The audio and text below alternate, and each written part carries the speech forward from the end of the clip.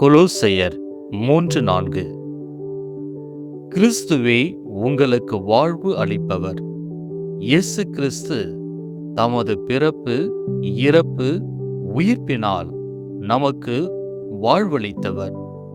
இவர் தொடர்ந்து நற்கருணையின் வழியாக நம்மோடு இணைந்து புது வாழ்வு அளிக்கின்றார்.